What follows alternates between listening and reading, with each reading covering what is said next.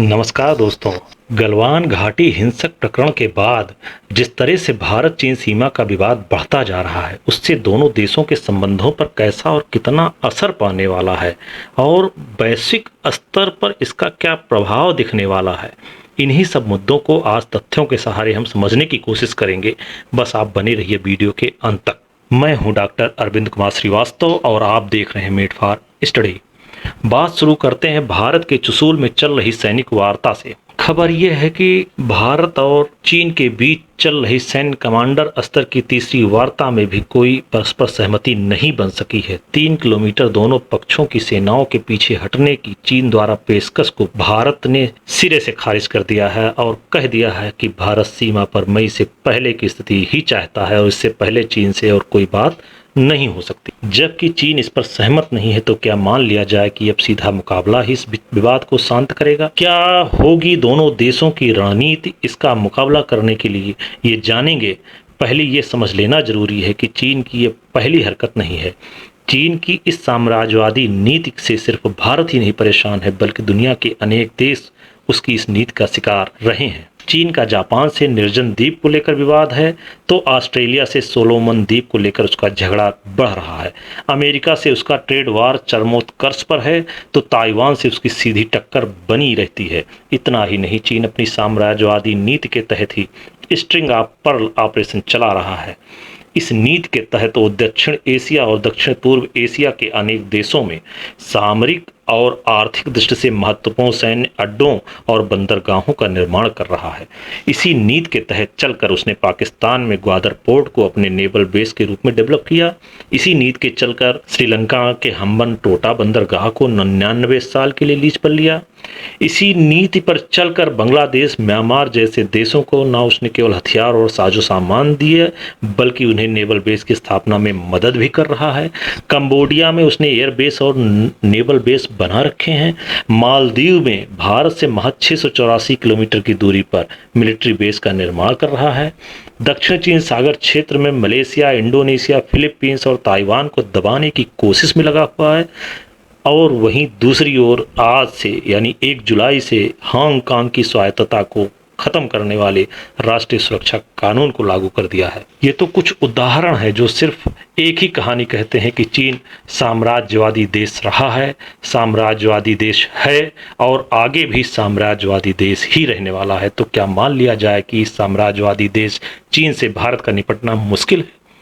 क्योंकि जिस तरह से 6 जून को सीमा विवाद के संबंध में एक सहमति बन जाने के बाद भी चीन ने 15 जून को गलवान में हिंसक वारदात को अंजाम दिया, उस पर आगे जल्दी विश्वास करने का तो मतलब ही नहीं बनता। अलबत्ता भारत को अब चीन की रणनीति ही इस्तेमाल करनी होगी और उसके साथ संबंध भी उसी की तर्ज पर रखे जाएंगे। जैसे एक तरफ वो राजनीतिक स्तर पर दुनिया को शांति और सौहार्द का संदेश देता रहता है, तो दूसरी तरफ पीछे से भारत की सीमा पर चुपचाप घुसपैठ कर सीमा का अतिक्रमण कर लेता है। तो क्यों ना भारत चीन से चीन की तर्ज पर ही मुकाबला करे। तो हम आपको बता दें कि अब भारत ने चीन से मुकाबला करने के लिए इसी नीति को अपनाने की कोशिश कर रहा है। आज हम इस तथ्य को एक एक करके समझने की कोशिश करेंगे कि भारत चीन का मुकाबला किस प्रकार से कर सकता है। आज की तारीख में चीन भारत का दूसरा सबसे बड़ा व्यापारिक साझेदार है। 2014 से लेकर 2018 तक तो वो सबसे बड़ा व्यापारिक साझेदार था भारत के, तो आज अमेरिका ने चीन को पीछे कर भारत के साथ सर्वाधिक व्यापार कर रहा है। वर्ष 2019 का आंकड़ा देखें तो चीन और भारत के बीच 92.68 अरब डॉलर का व्यापार हुआ।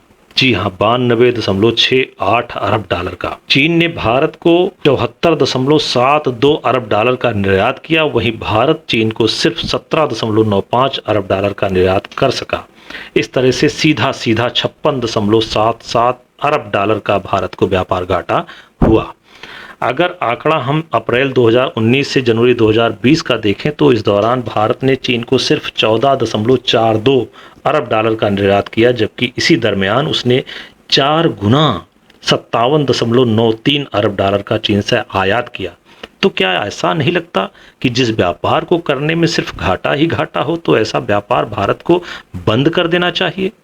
अक्सर इस तरह की बात भारतीय आम जनता के बीच, खास तौर पर आजकल सोशल मीडिया पर इस बाबत मुहिम भी चलाई जा रही है। तो एक बार इसके पीछे की सच्चाई भी हम देख लेते हैं। आज की स्थिति है कि भारत ड्रग्स और उससे जुड़े उत्पादों के आयात पर 68% से ज्यादा निर्भर है। वहीं इलेक्ट्रॉनिक्स के क्षेत्र में इसकी निर्भरता 43% है। गारमेंट्स के क्षेत्र में देखें तो 27% है। ऐसे बहुत से क्षेत्र हैं जहां भारत चीन पर काफी हद तक निर्भर है। हम आपको बता दें कि चीन ने भारत में 6 अरब डॉलर का सीधा विदेशी निवेश, प्रत्यक्ष विदेशी निवेश कर रखा है। पाकिस्तान में उसका प्रत्यक्ष विदेशी निवेश 30 अरब डॉलर से भी ज्यादा है। भारत की बात करें तो मुंबई के थिंक टैंक गेटवे हाउस की रिपोर्ट को देखें तो भारत की करीब 75 बड़ी कंपनियां हैं जिनमें चीन का भारी भरकम निवेश है। भारत की 30 में से 18 यूनिकॉर्न में चीन की एक बड़ी हिस्सेदारी है। चीन की कई बड़ी कंपनियों ने भारत की दर्जनों कंपनियों में निवेश कर रखा है। वहां की बड़ी कंपनी टेसेंट ने भारत की 19 कंपनियों में निवेश किया है। सुनवाई कैपिटल ने यहाँ की 16 कंपनियों में निवेश किया है। स्वास्तिका ने 10 कंपनियों में निवेश किया है। शाओमी ने यहाँ की 8 कंपनियों में निवेश किया है। ये लिस्ट तो बहुत लंबी है। मकसद इतना बताना है कि भारत के पास इस स्थिति में निपटने का क्या विकल्प हो सकता है। स्थिति ये है कि एक तरफ चीन भारत से व्यापार करके बड़ा मुनाफा कमा रहा है और दूसरी तरफ इसी पैसे की बदौलत वो सीमा पर युद्ध भी लड़ रहा है। तो क्या भारत चीन से इस मुकाबले के लिए अपने को तैयार किया है? तो आज की तारीख में दोस्तों, भारत ने चीन से किस तरह से निपटना है ये बिल्कुल साफ कर दिया है। सैनिक और कूटनीतिक दोनों स्तरों पर भारत ने स्पष्ट कर दिया है कि भारत अपने राष्ट्रीय हितों और राष्ट्रीय सुरक्षा को लेकर संवेदनशील और सतर्क है। इससे किसी तरह का समझौता नहीं किया जा सकता है, भले ही इसके लिए भारत को आर्थिक नुकसान क्यों न उठाना पड़े। हाल ही में भारत सरकार ने FDI प्रत्यक्ष विदेशी निवेश से जुड़े कई नियमों में अहम बदलाव किए हैं। इसी संदर्भ में हम 2 बदलावों की चर्चा यहाँ करेंगे जिनका चीन पर सीधा असर पाना तय है। पहला है, भारत के साथ सीमा साझा करने वाले देशों के लिए अब अनिवार्य कर दिया गया है कि वे बिना भारत सरकार की मंजूरी के भारत के किसी भी क्षेत्र में सीधे निवेश नहीं कर सकते हैं। हम आपको बता दें कि पहले ये मंजूरी सिर्फ रक्षा, संचार, बीमा और फार्मास्यूटिकल के क्षेत्र में ही अनिवार्य होती थी और इसी का फायदा कदाचित उठाकर चीन ने भारत की कंपनियों में बहुत सारा निवेश किया भी था। एक उदाहरण से आप इसको समझ लीजिए कि चीन के केंद्रीय bank People's Bank of China ने भारत की HDFC लिमिटेड में 1.75 करोड़ शेयर खरीदे हैं। वर्तमान में उसकी HDFC में हिस्सेदारी 1.01% हो गई है। इससे भारत को सतर्क रहने की आवश्यकता है और इस नियम के आने से शायद चीन पर सबसे ज्यादा प्रभाव पाने वाला है। दूसरा बदलाव जो है, भारत सरकार के ऑनलाइन मार्केट प्लेस, जिसे सामान्य तौर पर हम लोग GEM गवर्नमेंट ई-मार्केट के नाम से जानते हैं, पर किसी नए उत्पाद को रजिस्टर करते समय विक्रेताओं को अनिवार्य तौर पर कह दिया गया है कि वे कंट्री ऑफ ओरिजिन जरूर बताएं। इसका मतलब ये है कि अब विक्रेता को ये जानकारी देनी होगी कि सामान का निर्माण कहाँ पर हुआ है या उसका आयात कहाँ से हुआ है। जो विक्रेता पहले से ही इस पोर्टल पर रजिस्टर हैं, उन्हें अब ये जानकारी अपडेट करनी होगी। इस नीति का भी असर चीन पर सबसे ज्यादा पड़ने वाला है, क्योंकि बहुत सी ऐसी सूचनाएं भारत सरकार के पास थीं जिससे ये पता चलता था कि चीन अपने बहुत सारे उत्पाद उन देशों के जरिए भारत में भेज रहा है जिनके साथ भारत के व्यापारिक संबंध बहुत अच्छे हैं और नियम व्यापार के बहुत उदार हैं, जैसे बांग्लादेश, वियतनाम इत्यादि। इस नियम के बदलाव से अब प्रोडक्ट की पहचान करना बहुत आसान हो जाएगा और शायद चीन की कंपनियों के लिए एक झटका भी होगा। इसी क्रम में बीते सोमवार को भारत सरकार ने एक और बड़ा कदम उठाते हुए चीन के 59 ऐप्स पर यह कहते हुए प्रतिबंध लगा दिया है कि ये भारत की संप्रभुता, अखंडता और सुरक्षा पर खतरा है। इनमें TikTok, SHAREit, UC browser, CamScanner, Helo, WeChat जैसे बहुत सारे लोकप्रिय ऐप्स शामिल हैं। भले ही इसका बहुत खास असर चीन की अर्थव्यवस्था पर न पड़ता दिखाई पड़े, लेकिन इसका एक मनोवैज्ञानिक असर बहुत पड़ने वाला है चीन पर। भारत में चीन के राजदूत से इस असर को आप समझ सकते हैं। उन्होंने कहा है कि भारत के इस कदम से चीनी पक्ष गंभीर और चिंतित है और चीन इसका कड़ा विरोध करता है।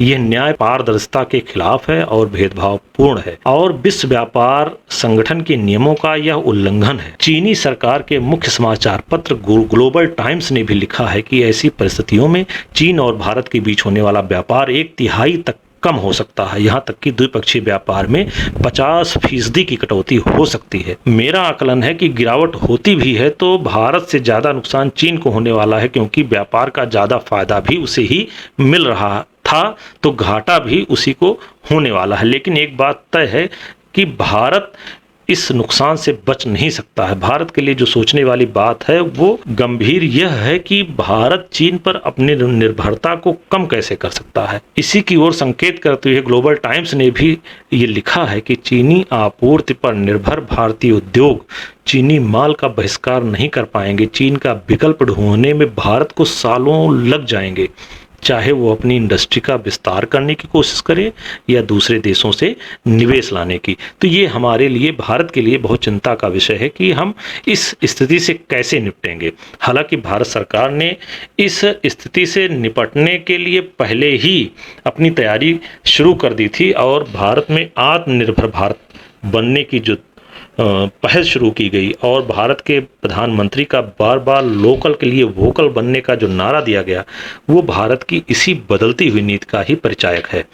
भारत ने चीन की इस आर्थिक घेराबंदी करने के साथ साथ उसकी रणनीतिक और सामरिक नाकाबंदी करने में भी जुटा हुआ है। जिस तरह से उसने सीमा पर सैनिकों की और मिसाइलों की तैनाती शुरू की है उसको देखकर तो यही लगता है कि ये नई शताब्दी का एक नया भारत है। इजराइल से फास्ट ट्रैक नीति पर 100 स्पाइस 2000 गाइडेड बमों को आयात करने का निर्णय भी इसी का परिचायक माना जा सकता है। अमेरिका, इजराइल सहित अनेक देशों का भारत को खुला सैनिक समर्थन चीन की घेराबंदी करने के लिए पर्याप्त है। जिस तरह से अमेरिका, ऑस्ट्रेलिया, जापान और भारत ने मिलकर क्वाड्रिलेटरल सिक्योरिटी डायलॉग, जिसे क्वाड के रूप में जाना जाता है, का गठन किया है, उससे चीन निश्चित तौर पर चिंतित है। हम आपको बता दें कि क्वाड की शुरुआत 2007 में हुई थी और इसका उद्देश्य एशिया प्रशांत महासागर, जिसे अमेरिका अब हिंद प्रशांत महासागर कहने लगा है, में चीनी गतिविधि को नियंत्रित करना है। और जिस तरह से भारत और चीन के बीच सीमा विवाद का मुद्दा गरमा रहा है और उसको देखते हुए जिस तरह से पश्चिमी देश और दक्षिण पूर्वी एशियाई देश भारत का समर्थन कर रहे हैं चीन के खिलाफ, ये संभावना की जा रही है कि इसमें और देश सदस्यों के रूप में जुड़ जाएंगे और अगर भारत इसे दक्षिण पूर्वी एशिया का नाटो के रूप में खड़ा कर सके तो ये चीन पर एक बड़ी भारी रणनीतिक विजय होगी। आज के परमाणु युग में कोई देश सीधा युद्ध नहीं करता है, वरन वह युद्ध की तैयारी और रणनीति को इस तरह से प्रदर्शित करता है कि वह अपने सामरिक और राष्ट्रीय हितों को पूरा कर सके। वर्तमान में चीन और भारत द्वारा यही किया जा रहा है। चीन के अंदर तिब्बत के क्षेत्र में जिस तरह से युद्धाभ्यास शुरू किया जा रहा है और भारत जिस तरह से अपनी रक्षा तैयारियों में लगा हुआ है, वो इसी दृष्टि से देखा जाना उचित होगा।